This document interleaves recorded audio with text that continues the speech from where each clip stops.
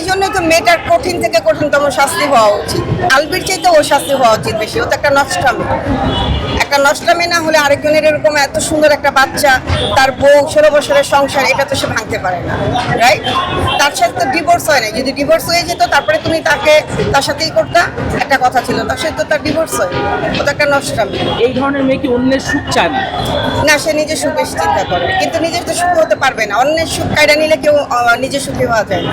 রিজিকের জন্য আসলে কি হবে? এত ছোট একটা বাচ্চা, ওর জন্য আসলে আমার মনে হয় ওর নানা নানুর কাছে থাকাই বেটার। কারণ ওর বাবার কাছে কি শিখবে সে?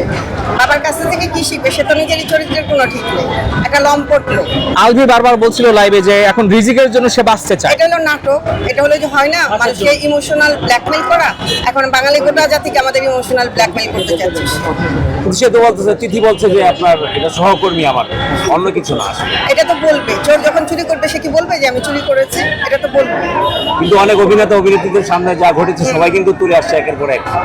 তাহলে হ্যাঁ, এটাই কি বলবেন আসলে? সে কি আসলে ধামাচাপা দিয়ে যাচ্ছে কিনা? ধামাচাপা দিতে চাচ্ছে।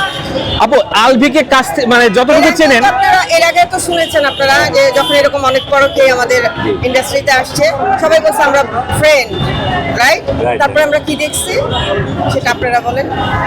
ওটা তো খোলাসা হয়ে গেছে যে আজকে মূলত কি ঘটে। আলভি বারবার বলছে যে আমার একটা যে লাইভটা করেছিল এটা কি আসলে ন্যাকামি মনে হয় নাকি অভিনয়? একদম ন্যাকামি, বদমাইশ একটা লোক। প্রতিদিন রাতে এখন স্ট্যাটাস আসছে ভাই। একদম ন্যাকামি, ন্যাকামি ছাড়া কোনো কিছু না। কারণ আমি তো মিডিয়াতে ছিলাম, তো আমি প্রায় 1-1.5 বছর আগে অস্ট্রেলিয়ার জন্য অ্যাপ্লাই করেছিলাম। তো সেখানে আলবি ছিল, আমার ডিরেক্টর যিনি, উনি আলবিকে নিয়েছিল, আমি, আমার হাজব্যান্ড, আর হচ্ছে আপনার এই মেয়েটার জন্য ভিসার জন্য অ্যাপ্লাই করা হয়েছিল।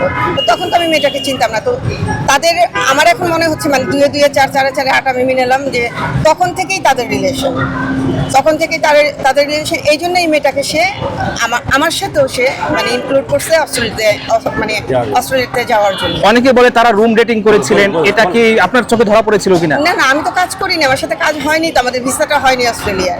ভিসাটা না হওয়াতে আমার সাথে কাজ হয়নি, কিন্তু এই মেয়েটার জন্য অ্যাপ্লাই করা হয়েছে। তিথির জন্য। জি। আপনার তিথি তো অতীতেও এরকম এক্সপিরিয়েন্স আছে যে অন্যের জামাইকে ভাগিয়ে বিয়ে করেছে, ডিভোর্সও হয়েছে, সেম একই কাজ আবার করলো আলবির সঙ্গে। এই জন্যই তো মেয়েটার কঠিন থেকে কঠিনতম শাস্তি হওয়া উচিত। আলবির চাইতে ওর শাস্তি হওয়া উচিত বেশি। ও তো একটা নষ্টামি। হ্যাঁ। সর্বশেষ একজন নারী হিসেবে কি চান? এটা সুস্থ মানে একটা তদন্ত এবং বিচার চাই, যাতে আর কোনো তিথির এইভাবে জীবন দিতে না। কিন্তু এই জিনিসটা আমাকে এতটাই বলে না যে নাড়া দিচ্ছে, এতটাই আমি মর্মাহত ওইটার ব্যাপারে।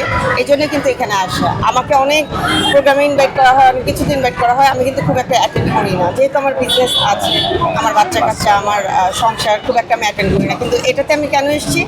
এটাতে না আসলে আমার নিজের কাছে মনে হচ্ছিল যে আমার বিবেকের কাছে মানে হয় না, একটা বিবেক মানুষেরই করে, তো ওটার জন্য আমি এসেছি।